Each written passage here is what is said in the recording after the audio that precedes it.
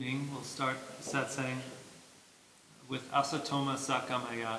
If you have a songbook, it's on page 28.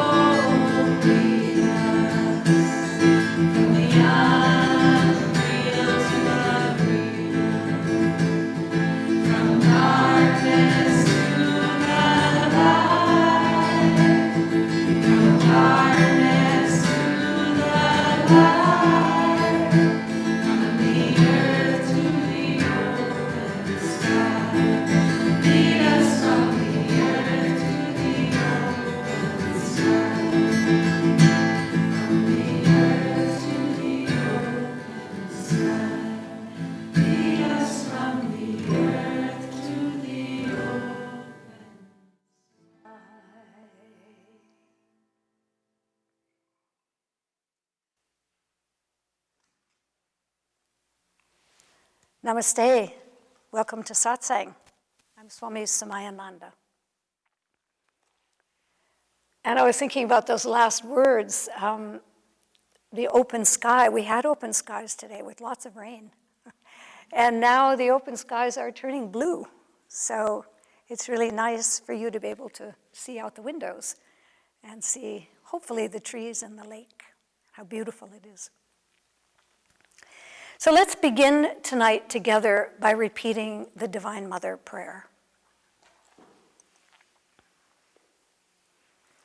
O Divine Mother, may all my speech and idle talk be mantra. all actions of my hands be mudra. All eating and drinking be the offering of oblations unto thee. All lying down, prostrations before thee. May all pleasures be as dedicating my entire self unto thee. May everything I do be taken as thy worship.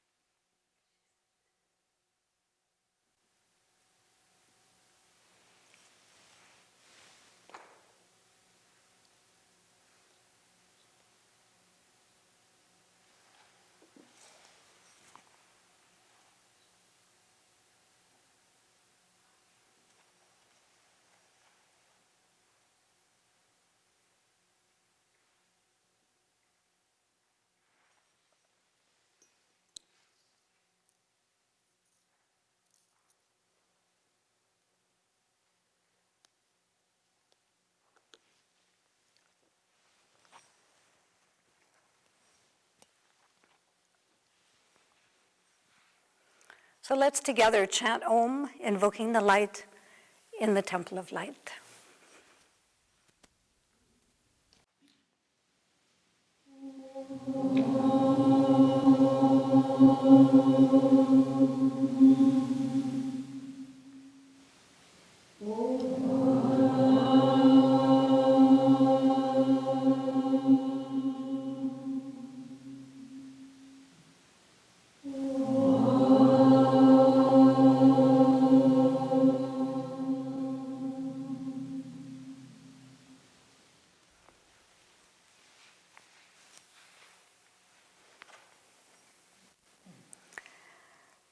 And for a moment, if you could close your eyes.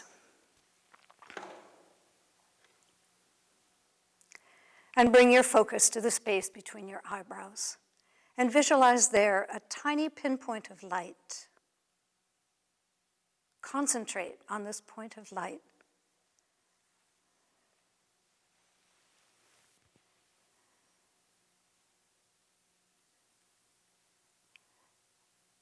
And then begin to see this light expand. And see it filling all of your sense perceptions to start, filling them with brilliant light.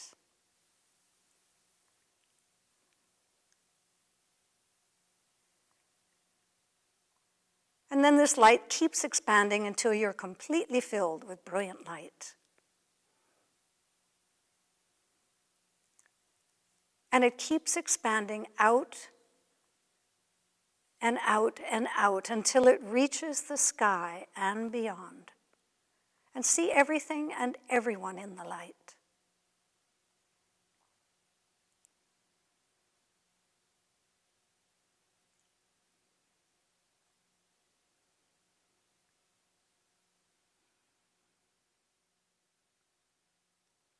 And then slowly begin to bring the light back.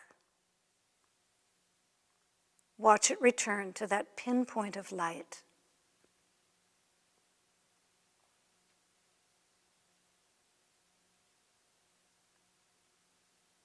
And repeating together, I am created by divine light.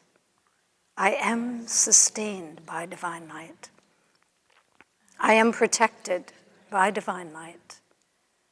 I am surrounded by divine light. I am ever growing into divine light.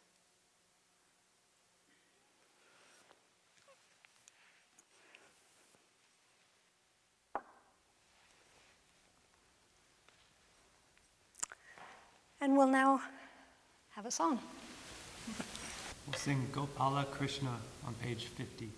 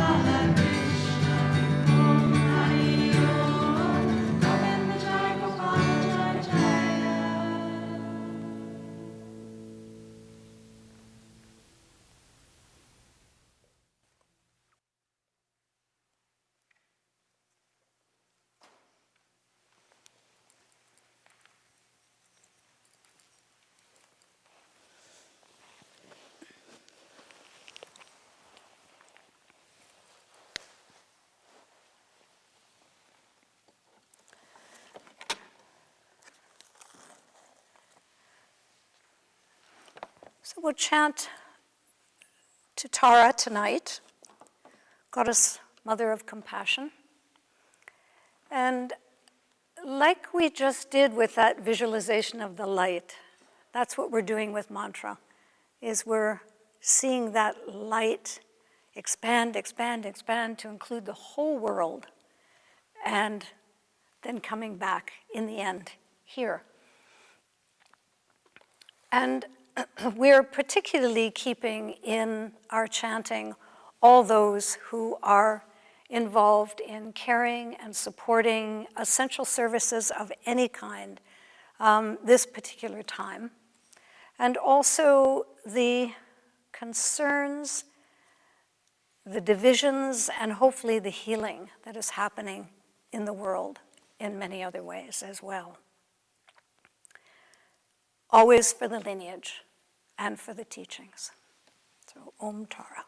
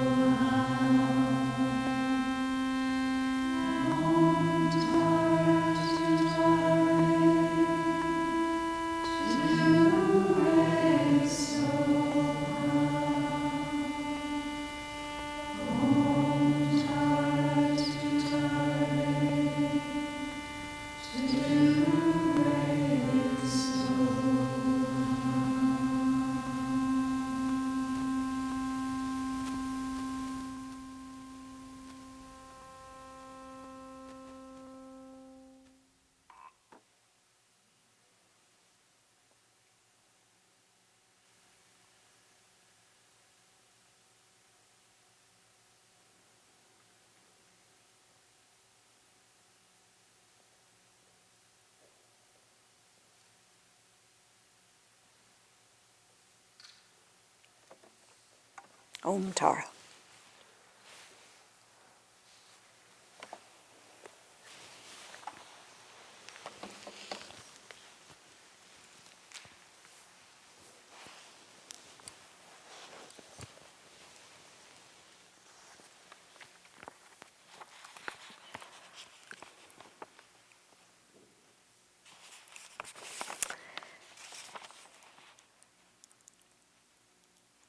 So I'd like you to take a moment and in your mind, your imagination, take a walk through the ashram. So just take a moment.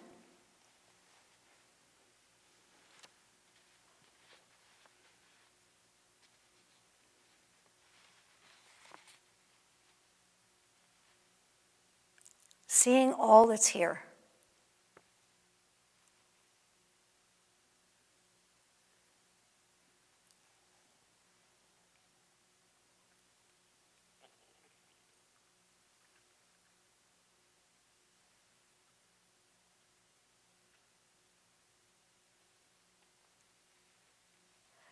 And now I'd like to take you back to the early 1960s, when Swami Radha had been here for maybe a year with the young men who came with her to start the ashram.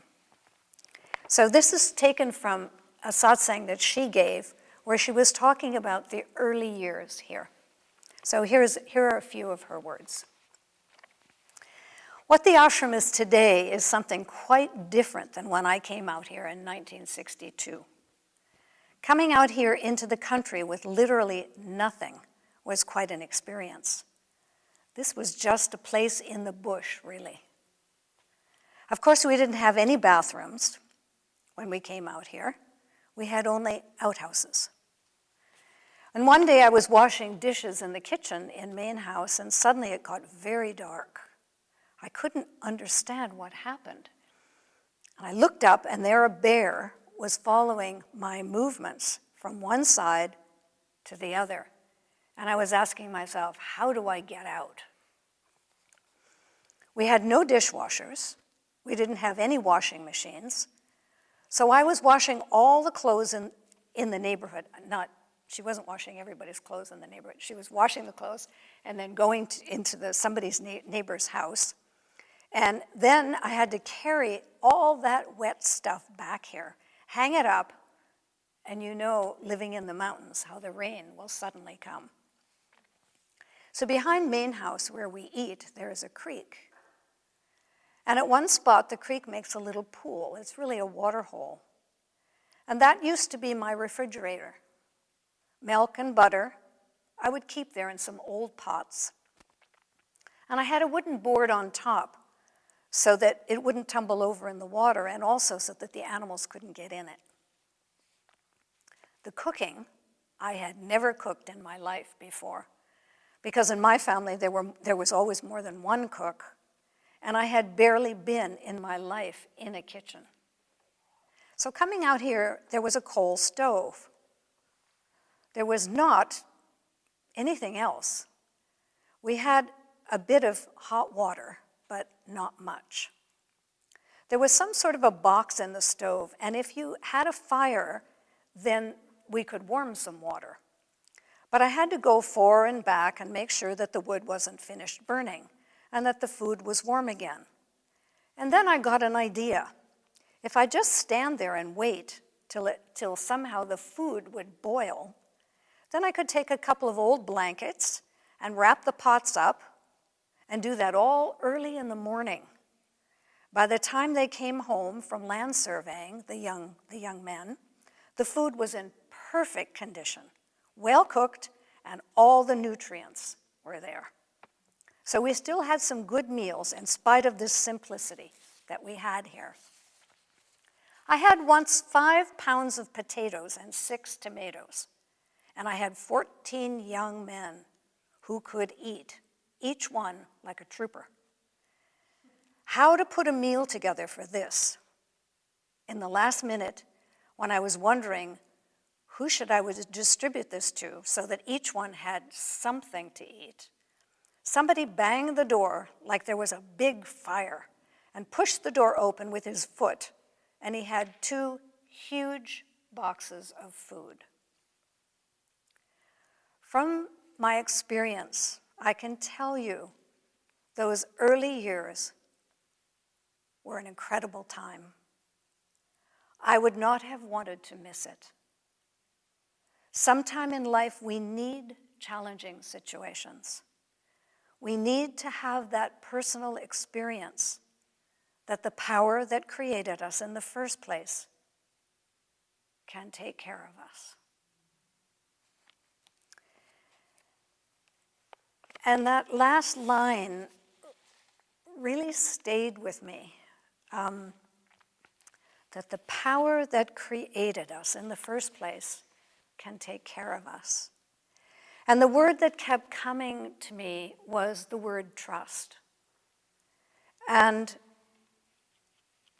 building trust, to me, that's a lot of what we're doing in the work that we're doing here, in whether it's karma yoga or whether we're in our practice or whatever we're doing, that we're building a kind of a trust. And a beginning place in my thinking about it was to gather evidence. So if I want to build trust, I'm going to start by gathering the evidence from my life. So if you could take a moment and try to recall a situation in your life where you were taken care of. It likely could have been something where you didn't expect something to happen, but it happened, or where you asked for some kind of care and it came your way. But see if you can identify something specific, a specific example.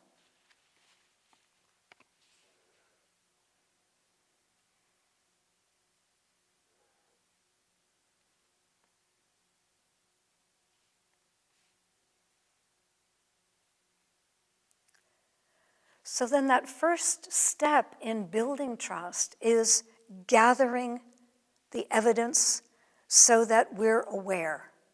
So our awareness starts to expand. And with that, then we can accept that in fact we will be taken care of because we've lived it, we've been given it, it's there in our lives. And so I did quite a bit of reflection on trust, and one of the things one of the words that came to me was that building trust is a very active process. It's not a passive process, it's really active. So my part is to build a bridge to the sources of what I would call that love, that caring, that protection. So my job is to gather the evidence and then keep building the bridge to that source that is the promise that will take care of me.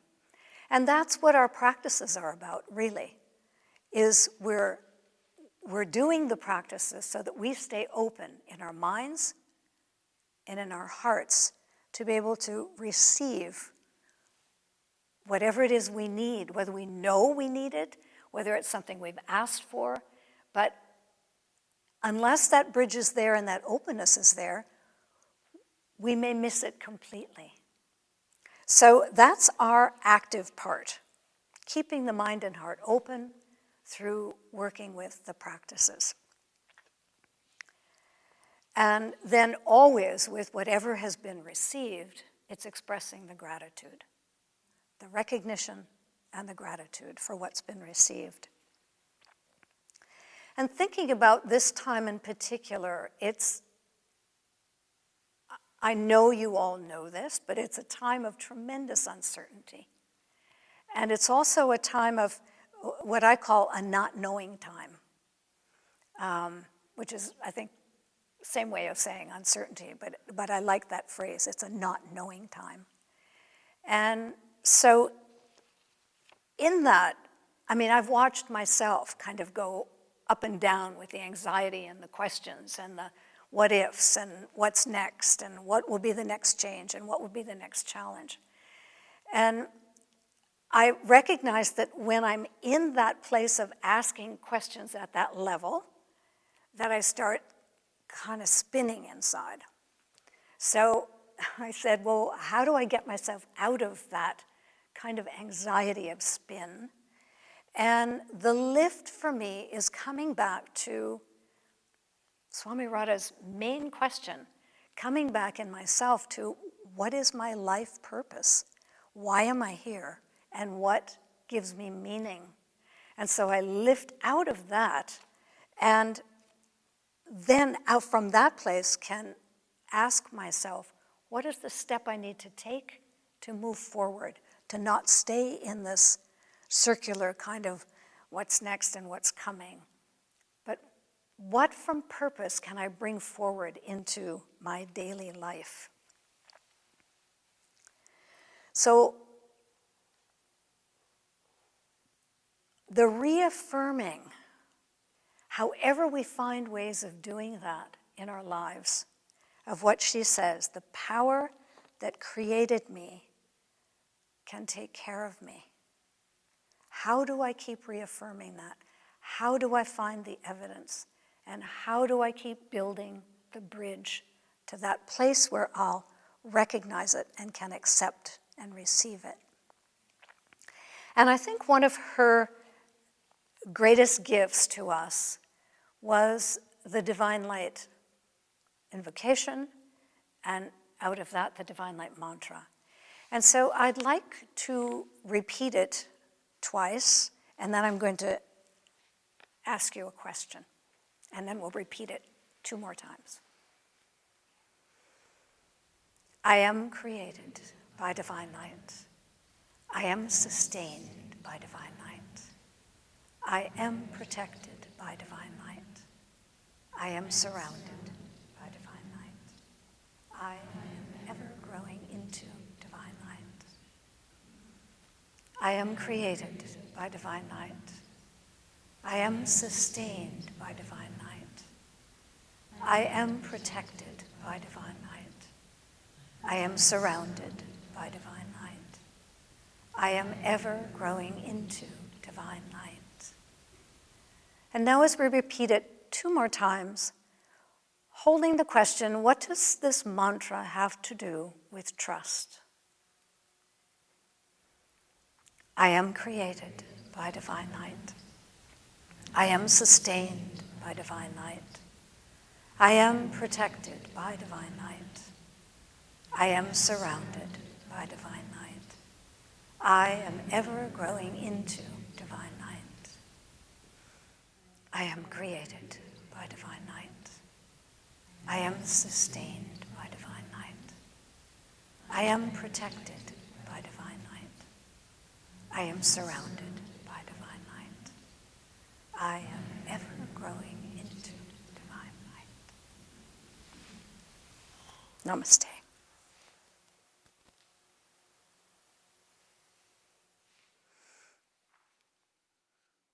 Now we'll sing Hari Om, Dear Lord. It's not in the songbook. The words are Hari Om, Dear Lord, Sat Nam, holy name. When I call on the light within, I go home.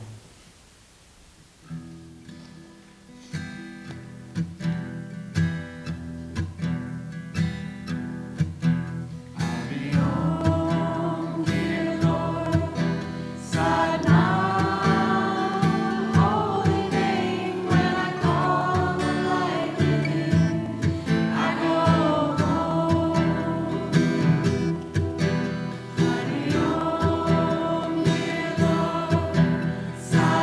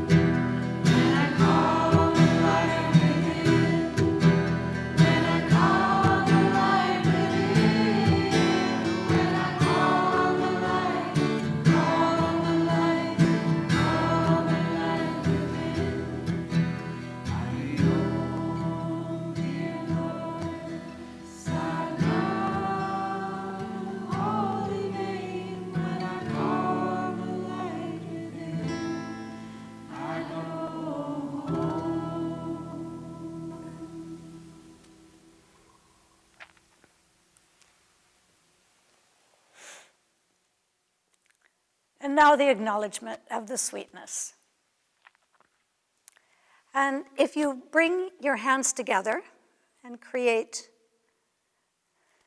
your own cup of receptivity for some sweetness. And if you look into your cup, bring to mind the example that you identified earlier of an incident, a time when you were cared for, you were taken care of. So see that, however you see that, in your cup.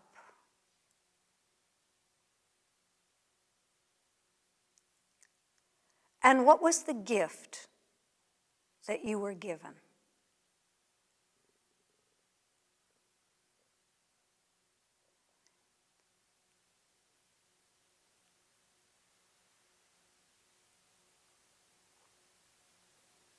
And then expressing your gratitude by bringing your hands to your heart.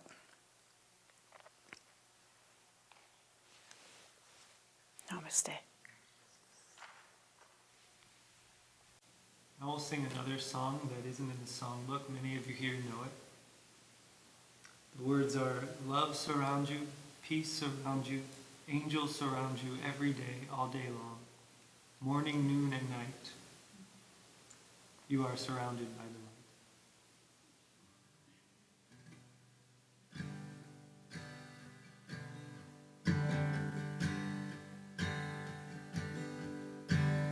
light. Love surround you, peace surround you, angels surround you every day, all day long, morning, noon, and night.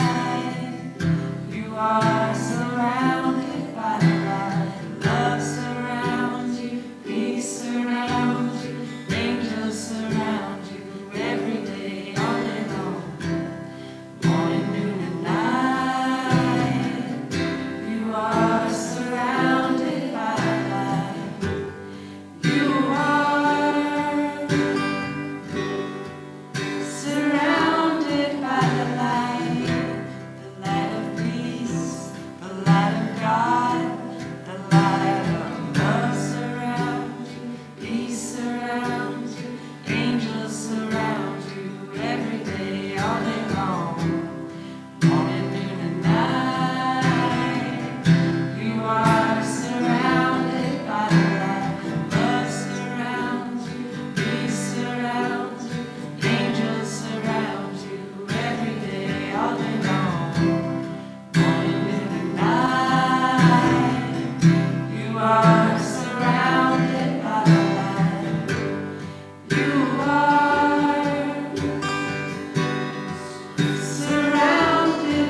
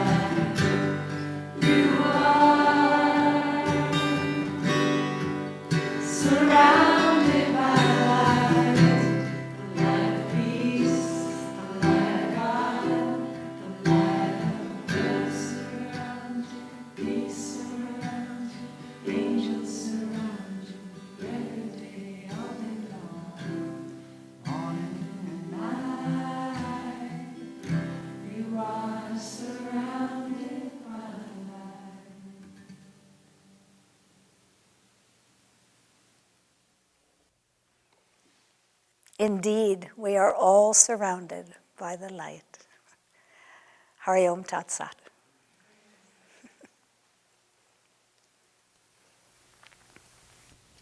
As people are leaving, we'll play Chandrasekharaya Nama Om. That's on page 37.